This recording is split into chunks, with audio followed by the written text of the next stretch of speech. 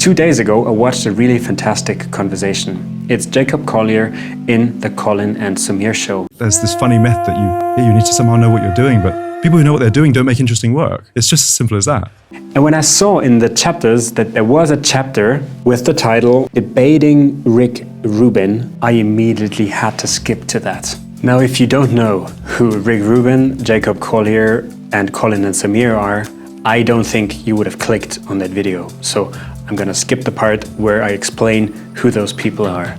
However, I want to talk about that I'm a fan of Rick Rubin's work. And if you know some of my stuff, then you will have seen me talking about this book. And almost anything that I've seen so far about when people talk about Rick Rubin's work was always in appraisal, was always very positive. Rick says things like, art is only pure if it's made for only art's sake. Absolutely false. So when I heard somebody like Jacob Collier, whose work I really admire and whose musical genius is known to many people, and in fact that conversation is very good in finding out what his genius is and how he actually deals with that label, I thought, okay, that's interesting. Because what he's saying is that basically some of the things, some of the angle that Rick chooses in his book are in fact untrue, which is interesting. And then I thought about it more, and I did a lot of research about Rick. And to me, the crux of that is, this is for everyone, or this is for me, right? And my perspective of this is a particular one, because I made a lot of my first work for me. So that's not novel to me. What was novel to me at age 20 was to make something for others and with others. That felt new and interesting and inspiring. My trajectory of creativity has gone away from making things for me and towards making things for others, and I love it. And so I worry about this, the strong prevalence of an attitude like the audience comes last.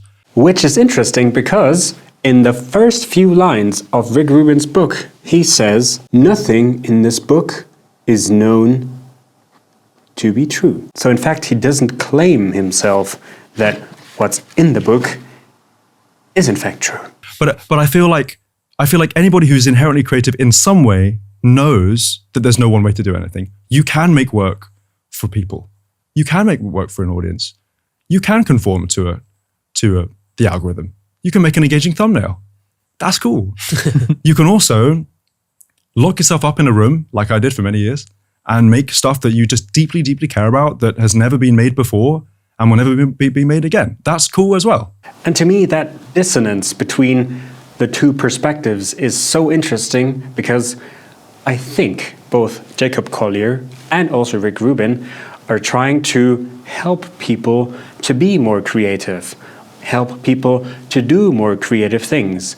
And I just think that the angles that they're taking at this moment are a bit different, which is why I also support the idea that Colin and Samir had.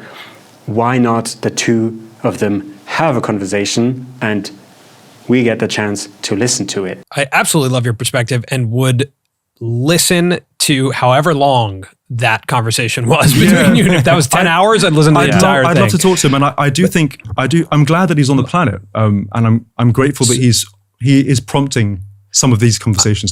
And by now you might be wondering, do you have a point with this? Where do you, Benjamin, want to go with this?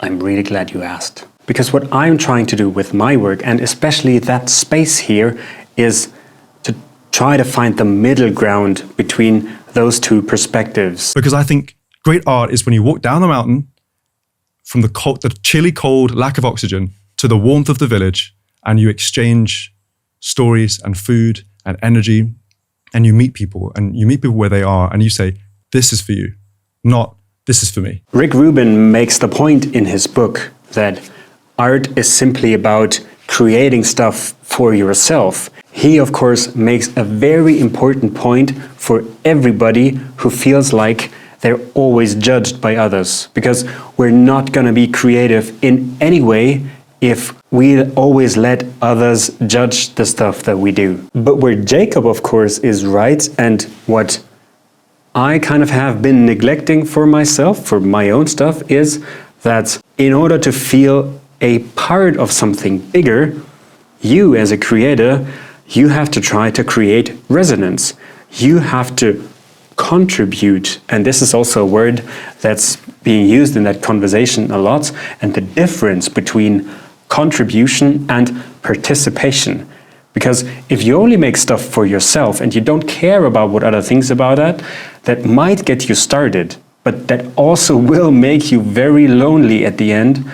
Because at the end, if nobody cares about what you do, I think you also might stop caring about the stuff that you do. And one of the reasons why I'm such a big fan of Rick Rubin's is that in a couple of interviews that he's given, he talks about his own role as being a reducer. So he wouldn't call himself a producer, but a reducer, which is something that I try to do with my work here too, because I work together with people and create videos with them. So for people who are trying to get started with their own videos, at the beginning, it's overwhelming. The amount of tech that it's involved, the amount of things you have to take care of in order to be remotely happy with your results.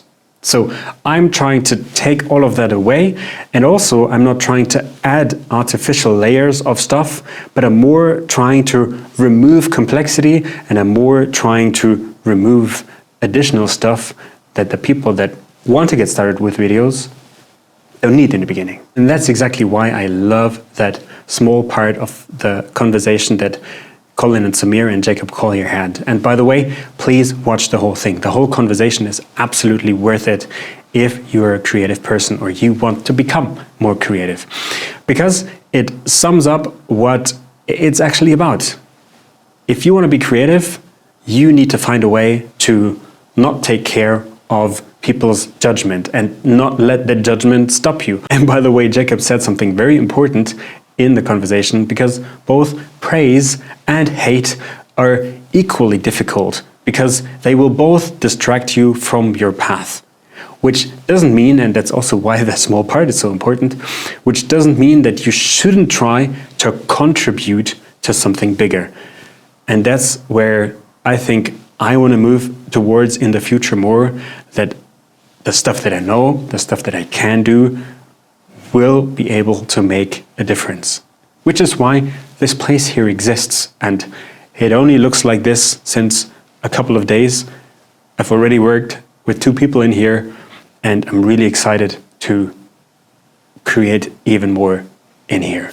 So please, if you have the time, go ahead and watch the whole thing. And then I do hope that one day there will be the conversation between Jacob Collier and Rick Rubin. I'm so gonna watch that.